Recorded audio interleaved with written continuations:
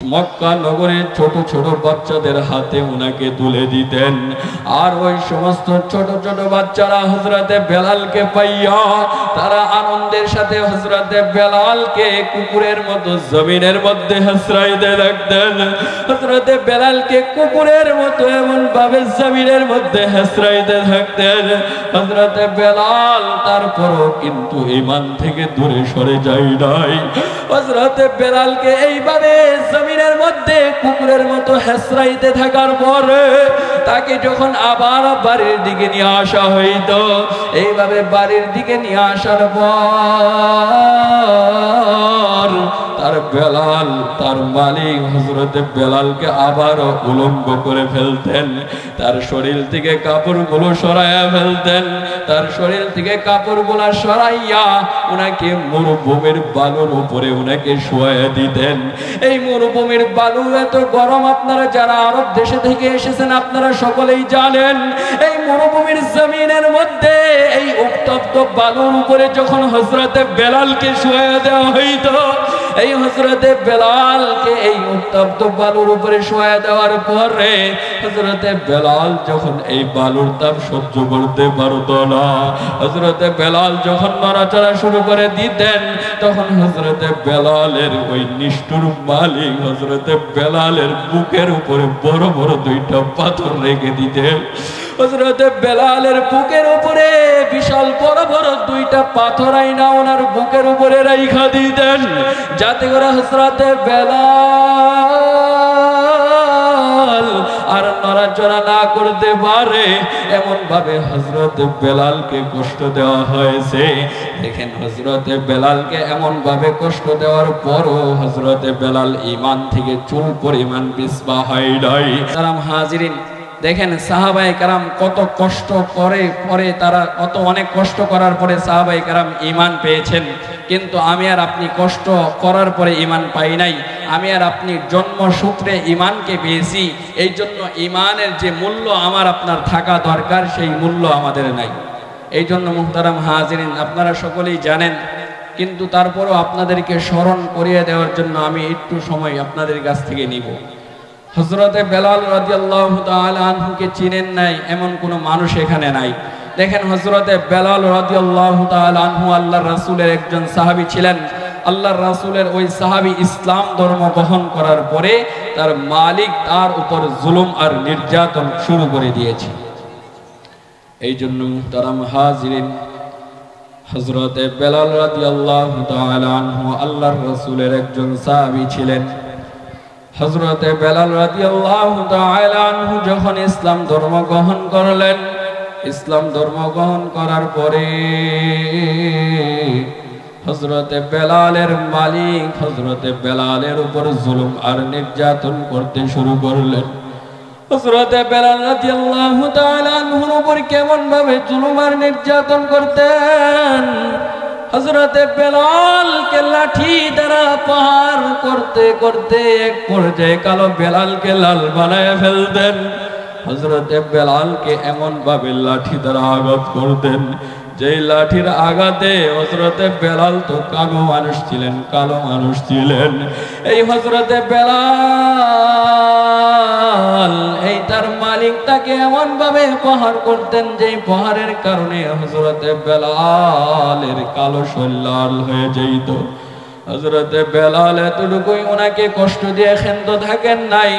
ওনার মালিক হযরতে বেলালকে লাঠি দ্বারা প্রহার করার পরে হযরতে বেলাল রাদিয়াল্লাহু তাআলা আনহুকে গলার মধ্যে কুকুরের মতো লস্যি লাগাইয়া দিতেন।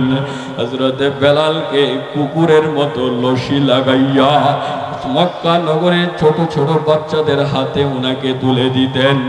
আর ওই সমস্ত ছোট ছোট বাচ্চারা হযরতে বেলালকে পাইয়া তারা আনন্দের সাথে হযরতে বেলালকে কুকুরের মতো জমিনের মধ্যে হেসরাইতে লাগতেন। হযরতে বেলালকে কুকুরের মতো এমন ভাবে জমিনের মধ্যে হেসরাইতে থাকতেন। হযরতে বেলাল তারপরও কিন্তু ঈমান থেকে দূরে সরে যায় নাই। হযরতে বেলালকে এইভাবে জমিনের মধ্যে কুকুরের মতো হেসরাইতে থাকার পরে তাকে যখন আবার বাড়ির দিকে নিয়ে আসা হইতো, এইভাবে বাড়ির দিকে নিয়ে আসার পর তার বেলাল, তার মালিক হযরতে বেলালকে আবারও উলঙ্গ করে ফেলতেন, তার শরীর থেকে কাপড়গুলো সরাইয়া ফেলতেন, তার শরীর থেকে কাপড়গুলো সরাইয়া উনাকে মরুভূমির বালুর উপরে উনাকে শোয়াইয়া দিতেন। এই মরুভূমির বালু এত গরম, আপনারা যারা আরব দেশে থেকে এসেছেন আপনারা সকলেই জানেন। এই মরুভূমির জমিনের মধ্যে এই উত্তপ্ত বালুর উপরে যখন হযরতে বেলালকে শোয়াইয়া দেওয়া হইতো, এই হযরতে বেলালকে এই উত্তপ্ত বালুর উপরে শোয়াইয়া দেওয়ার পরে হযরতে বেলাল যখন এই বালুর তাপ সহ্য করতে পারত না, হযরতে বেলাল যখন নড়াচড়া শুরু করে দিতেন, তখন হযরতে বেলালের ওই নিষ্ঠুর মালিক হযরতে বেলালের বুকের উপরে বড় বড় দুইটা পাথর রেখে দিতেন। হযরতে বেলালের বুকের উপরে বিশাল বড় বড় দুইটা পাথর আইনা ওনার বুকের উপরে রাইখা দিতেন, যাতে করে হযরতে বেলাল আর নড়াচড়া না করতে পারে। এমন ভাবে হযরতে বেলালকে কষ্ট দেওয়া হয়েছে। দেখেন হযরতে বেলালকে এমন ভাবে কষ্ট দেওয়ার পরও হযরতে বেলাল ঈমান থেকে চুল পরিমাণ পিছপা হয় নাই। শুধু সাহাবায়ে কেরামদের মধ্যে হযরতে বেলালই কষ্ট করেছেন বিষয়টা এরকম নয়। আল্লাহর রাসূলের আরেকজন সাহাবী ছিলেন হযরতে খাব্বাব রাদিয়াল্লাহু তাআলা আনহু। হযরতে খাব্বাব রাদিয়াল্লাহু তাআলা আনহু উনি যখন ইসলাম ধর্ম গ্রহণ করলেন, উনি যখন কোরআনের ছায়াতলে আসলেন, আসার পরে ওনার মালিক ওনার উপর জুলুম আর নির্যাতন করতে শুরু করলেন। হযরতে খাব্বাব রাদিয়াল্লাহু তাআলা আনহু ইসলাম ধর্ম গ্রহণ করার পরে ওনার মালিক ওনাকে জ্বলন্ত কয়লার আংটার উপরে ওনাকে শোয়া দেওয়া হইতো। হযরতে খাব্বাব রাদিয়াল্লাহু তাআলা আনহুকে জ্বলন্ত কয়লার আংটার উপরে যখন শোয়া দেওয়া হইতো, তখন হযরতে খাব্বাব রাদিয়াল্লাহু তাআলা আনহু জ্বলন্ত আংটার এই তাপ উনি সহ্য করতে পারতেন না।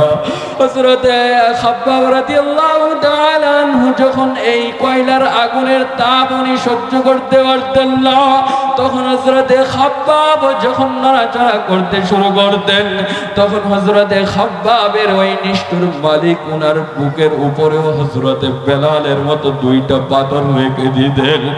এইভাবে হযরতে খাব্বাব রাদিয়াল্লাহু তাআলা আনহুর মালিকও যখন ওনার বুকের উপরে দুইটা পাথর রেখে দিতেন, এইভাবে ওনার বুকের উপরে দুইটা পাথর রেখে দেওয়ার পর হযরতে খাব্বাব রাদিয়াল্লাহু তাআলা আনহু আর নড়াচড়া করতে পারতেন না। হযরতে খাব্বাব রাদিয়াল্লাহু তাআলা আনহুর শরীর থেকে রক্ত পুঁজগুলো আস্তে আস্তে কয়লার উপরে পড়তে পড়তে একে একে আগুনগুলা নিভে যাইত। এইভাবে আগুনগুলা নিভে যাওয়ার পর হযরতে খাব্বাব রাদিয়াল্লাহু তাআলা আনহুর মালিক উনাকে আবার উঠে দিতেন। আবার উঠানোর পরে ওই কয়লাগুলো আবারও আগুন দিয়া জ্বালানো হইতো।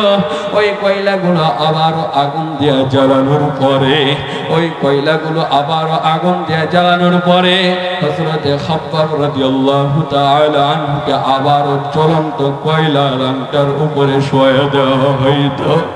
আরে ভাই দেখেন, আমরা মুসলমান তো আজকে সহজেই ঈমান পেয়ে গেলাম। আমরা মুসলমান যদি সাহাবায়ে কেরামদের মতো কষ্ট করার পরে ঈমান পাইতাম, তাহলে সাহাবায়ে কেরামদের মতো ঈমানের মূল্য আমার আপনার দিলের মধ্যে থাকতো। আরে আমরা তো মুসলমান, কষ্ট করার পরে ঈমান পাই নাই। আমরা মুসলমান তো জন্মে সূত্রে ঈমান পেয়েছি। আমার আপনার দাদাও মুসলমান ছিল, তো আমার বাবাও মুসলমান ছিল। আমি আর আপনি আমার আপনার বাবার ঘরে জন্মগ্রহণ করলাম, তো আমি আর আপনিও মুসলমান হয়ে গেলাম। আরে আমি আর আপনি জন্মে সূত্রে মুসলমান হওয়ার কারণে আমার আপনার ঈমানের পিছনে যে মেহনত করা দরকার, আমার আপনার ঈমান আজকে দুর্বল হয়ে যাওয়ার কারণে আমরা নিজেকে কিন্তু ঈমানদার দাবি করি। কিন্তু নিজেকে ইমানদার দাবি করার পরেও আমার ইমান আমাকে মসজিদের দিকে আনতে পারে না, আমার ইমান আজকে কোরআন হাদিসের মজলিসের মধ্যে আনতে পারে না, আমার ইমান আমাকে হারাম থেকে দূরে সরাইতে পারে না, আমার আপনার ইমান সুদ ঘুষ থেকে আমাকে সরাইতে পারে না।